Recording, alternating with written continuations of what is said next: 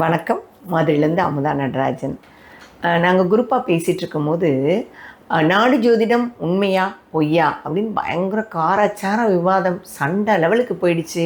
எனக்கு எப்படின்னா, நான் ஏதாவது ஒரு கருத்தை வைக்கும்போது அதுக்கு எதிர்கருத்து யாராவது சொன்னாங்கன்னா அவங்ககிட்ட இந்த விஷயத்தை வாங்க பார்ப்பேன். ஏன்னா நம்ம ஒரு சைடு அதை கரெக்டுன்னு நினச்சிக்கிட்டே வருவோம்.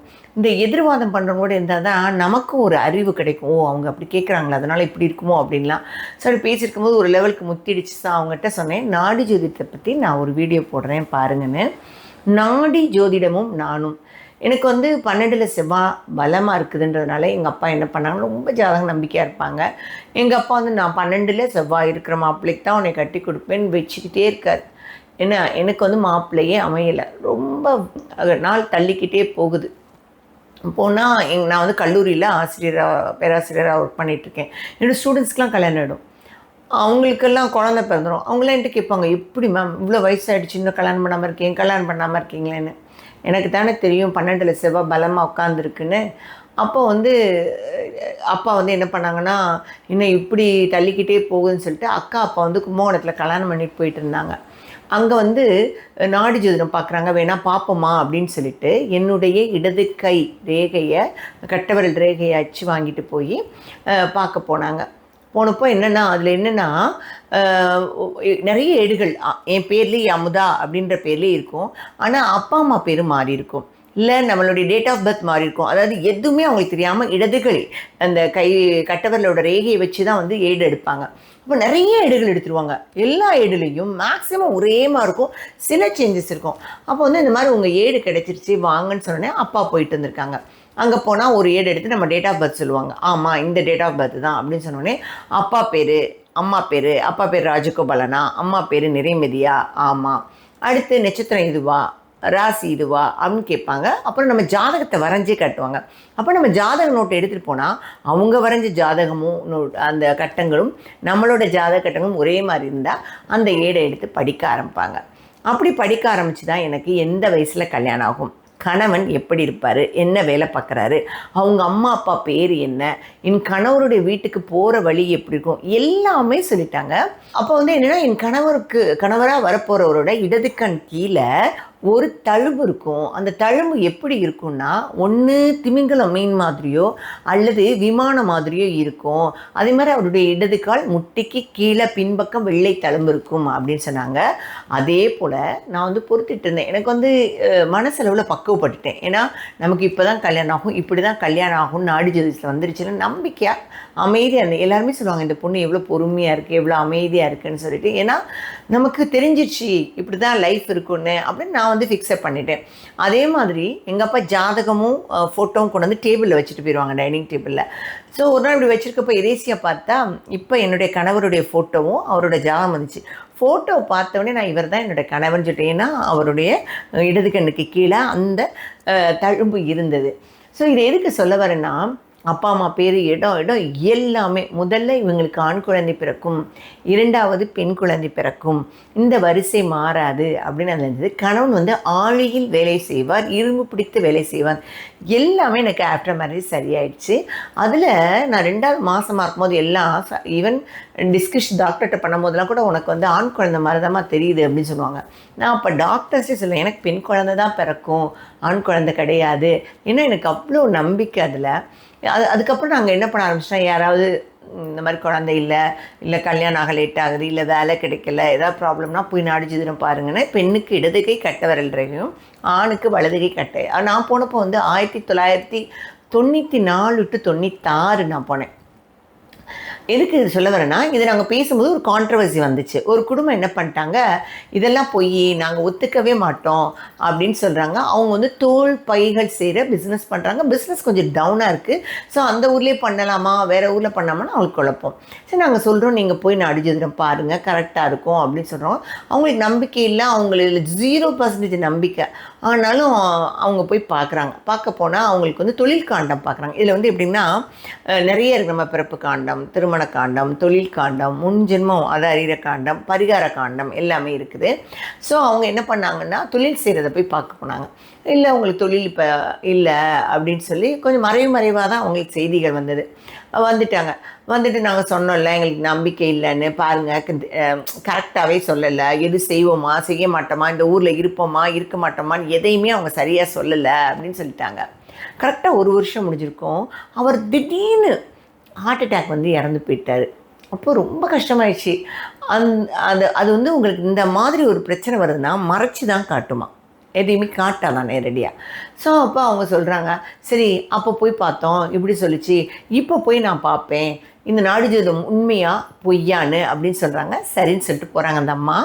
அவங்களுக்கு என்ன மிஞ்சி போனால் 32 வயசு இருக்கும். போகிறாங்க, போய் அவங்க இடது கை ரேகை வச்சு பார்க்குறாங்க. ஏடு கிடச்சிடுது. ஏடில் என்ன தெரியுமா முதல் வார்த்தையே வருது, இளம் கைம்பெண், அதாவது இளமையான விதவை அப்படின்னே வருது. அவங்க அப்படி நம்பினாங்க அதை. நாங்கள் பார்த்த காலத்துலலாம் வந்து அந்த நாடி ஜோதிடம் வந்து வைத்தீஸ்வரன் கோயிலில் தான் பார்த்தோம். கண்ணன்னு நினைக்கிறேன், அப்படி ஒருத்தர் தான் பார்த்தாரு. அவங்களும் வந்து உண்மையாக பார்த்தாங்க, நேர்மையாக பார்த்தாங்க. பரிகாரம்ங்கிறது வந்து என்கிட்ட 25,000 கொடுங்க நான் உங்களுக்கு பரிகாரம் பண்ணித்தரேன் அப்படிலாம் சொல்ல மாட்டாங்க. இந்த கோயிலில் போய் ஃபஸ்ட்டு பூஜை பண்ணிட்டு ஆரம்பிங்க, அடுத்து 2வது இந்த கோயிலில் போய் பண்ணுங்கள், 3வது இந்த கோயிலில் பண்ணுங்கள், 4வது இந்த கோயிலில் பண்ணிவிட்டு முடிச்சுட்டு அப்புறம் வீட்டுக்கு போங்க. அந்த மாதிரி, அதாவது நம்ம யாருக்கிட்டையும் நம்பி காசு கொடுக்க வேண்டாம். அந்தந்த கோயிலில் போய் பரிகாரம் பண்ணிட்டேன். எனக்கு வந்து சுவாமிமலை முருகன் கோயிலில் போய் பரிகாரம் பண்ண சொன்னாங்க. அப்படியே மனமுருகி முருகன்கிட்ட வந்து வேண்டிக்கிட்டு இருக்கேன், ஐயா இப்படி கல்யாணம் ஆகணும் உன் கோயிலில் வந்து இப்படி வேண்ட விடுறே ஐயா அப்படின்னு சொல்லி மனமுருகி வேண்டேன். அப்போ வந்து அந்த ஐயருக்கு என்ன மனசில் படிச்சோ தெரியல, ஒரு கிண்ணத்தில் வந்து அப்படியே நெய் ஊற்றி பொங்கல், சக்கரை பொங்கல் இருக்குது, அதை அப்படியே கொண்டு வந்து என்கிட்ட கொடுத்து, நீ சாப்பிடுமா, நீ சாப்பிட்டுட்டு யாருக்கு கொடுக்கணும்னு இஷ்டமோ அவங்களுக்கு கொடுமா அப்படின்னு சொல்கிறாரு. சொல்லிவிட்டு திருப்பி உள்ளே போய் அந்த முருகன் மேலே போட்டிருந்த பெரிய மாலை, அதாவது அந்த மாலை அவ்வளோ பெருசு.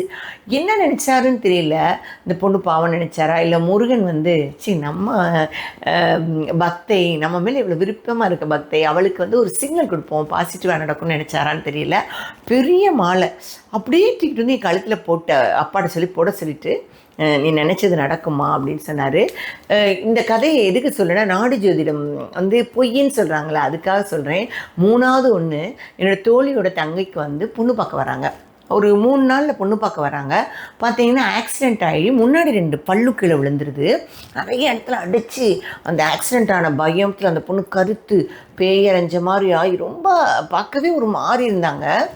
அப்போ அவங்க சொன்னாங்க, ஐயோ நல்ல இடம், பெரிய இடம், 2 நாளில் வர்றாங்க, என்ன சொல்ல போகிறாங்களோ தெரியல மாப்பிள்ளை. அப்போயும் அவங்கள்ட்ட சொல்கிறேன், இது இருந்தால் நல்லபடியாக முடியும், நீங்கள் பயப்படாதீங்கன்னு.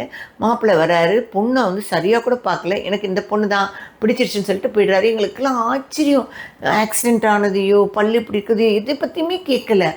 அப்போ லேட்டராக அவங்க கேட்டிருக்காங்க, எப்படி நீங்கள் சரின்னு சொன்னீங்க அப்படின்னு சொன்னப்போ அவர் சொல்லியிருக்காரு, நாங்கள் நாடி ஜோதிடம் எடுத்து பார்த்தோம், அதில் உன் பெயருக்குள் உன் மனைவியின் பெயர் இருக்கும் 1, 2வது உன்னோட மனைவியோட வீட்டுக்கு முன் வாசலில் நடுநாயகமாக பெரிய வேப்ப மரம் இருக்கும்னு சொல்லியிருக்காங்க. இவங்க வந்து ஆட்டோவில் வந்து இறங்கின உடனே வீட்டை பார்த்துருக்காங்க, வாசலில் வேப்ப மரம். பொண்ணோட பேர், அவரோட பேர் சத்யன், பொண்ணோட பேர் சத்யா. அப்போயே அவர் நினச்சிட்டான், கடவுள் வந்து நமக்கு இவங்களை தான் எழுதியிருக்காரு, நம்ம என்ன அழகு அதெல்லாம் பார்க்கணும், இவங்களை கல்யாணம் பண்ணிவிட்டா நம்ம நல்லா வாழுவோன்னு. இதெல்லாம் வந்து நாடி ஜோதிடத்துலேருந்து வந்தது தான். நான் உங்களுக்குலாம் என்ன சொல்கிறேன்னா, விசாரிங்க, நல்ல இடத்துல யார் நல்ல ஜோதிடம் பார்ப்பாங்க, நாடி ஜோதிடம் பார்த்து விசாரித்து அந்த இடத்துல போங்க. உங்களுக்கே தெரியும், அவங்க பேசும் போதே வந்து 50,000 கொடுங்க, இதை செய்வோம் அப்படி இல்லைன்னா நம்பாதீங்க. கோயில் குளங்களில் போய் பரிகாரம் பண்ணுங்கள், அந்த கோயிலுக்கு போங்க, இந்த கோயிலுக்கு போனாங்கன்னு சொன்னால் மட்டும் நீங்கள் அவங்கள நம்பி அந்தந்த கோயிலுக்கு போங்க. ஜாதகம், அருள்வாக்கு, நாடி ஜோதிடம் இந்த மாதிரி எல்லாமே உண்மைங்க. இந்த நாடி ஜோதிடம் வந்து அகஸ்தியர் எழுதின நாடி ஜோதிடம். நான் அந்த ஏடை வந்து நாடி ஜோதிடத்தில் நிறைய பேர் எழுதியிருக்காங்க, 5 பேர் நம்ம எழுதியிருக்காங்க. ஆனால் நாங்கள் பார்த்தது அகஸ்தியர் எழுதினது தான். எனக்கு இந்த நாடி ஜோதிடத்தை பற்றி படிக்கும்போது மணிமேகலையோட கதை ஞாபகத்துக்கு வரும். மணிமேகலை வந்து உதயகுமார் விரட்டிகிட்டே வரும், நொந்து போய் மொட்டை எடுத்து அவங்க புத்த பிச்சுவாகி மணிப்பல்லவ தீவுக்கு போயிடுவாங்க. போனால் எனக்கு சொல்லிக் கொடுத்த அம்மா தமிழம்மா என்ன சொன்னாங்கன்னா, அவங்களுக்கு அங்கே வந்து ஒரு அசரீரி வந்து ஒரு ஏடு, நாடி ஜோதிட ஏடு கிடைச்சி அதுலேருந்து தான் அவங்க வந்து தங்களுடைய முன் ஜென்மத்தை தெரிஞ்சுக்கிட்டாங்க அப்படின்னு சொல்லி, இந்த ஆதிரை கதையெல்லாம் வரும். நீங்கள் ஆதிரை கதையை நல்லா படிச்சிங்கன்னா அதுலேயும் இந்த கதைகள்லாம் அவங்களுக்கு தெரியும். என்ன அதில் வந்து மணிமேகலை வந்து இப்போ உதயகுமார் ஏன் விரட்டிட்டு வரான் அப்படிங்கிறத முன்ஜென்மம் தெரிஞ்சுக்குவாங்க. முன்ஜென்மத்தில் வந்து அவங்க வந்து இவரோட மனைவியாக இருந்த மாதிரியும், ஒரு அரசனாக இருந்திருக்காரு உதயகுமார், அவருடைய மனைவியாக மணிமேகலை இருந்த மாதிரியும், குறுகிய காலத்தில் பாம்பு கடிப்பட்டு அந்த அரசன் இறந்துட்ட மாதிரியும், அவனுடைய மறுஜென்மம் இது, மணிமகளோட மறுஜென்மம் இதுன்னு முன் ஜென்மத்தை தெரிஞ்சுக்கிட்டாங்களாம். இந்த நாடி ஜோதிடத்திலையும் முன் ஜென்மத்தையும் தெரிஞ்சுக்கலாம். ஆனால் முன் ஜென்மம் உண்மையாக பொய்யான்னு நம்மளால் போய் பார்க்க முடியாது. காக்கபுஜின்ற அவளை மட்டும்தான் கடந்த காலம், நிகழ்காலம், எதிர்காலம் 3 காலத்துக்கும் போய்ட்டு முடியும். இதெல்லாம் நான் இந்த கதையை பற்றிலாம் நான் என்னோடய யூடியூப்பில் சொல்லும்போது, ஆமாம் 3 காலத்துக்கு போய்ட்டுறாங்களாம், இவங்க நல்ல காதில் பூ சுற்றுறாங்கன்னு சொல்லுவாங்க. கிடையாது, நாடி ஜோதிடத்தை போய் பார்த்து உங்கள் வாழ்க்கையில் அப்படி நடந்தால் நீங்கள் ஒத்துக்குவீங்க.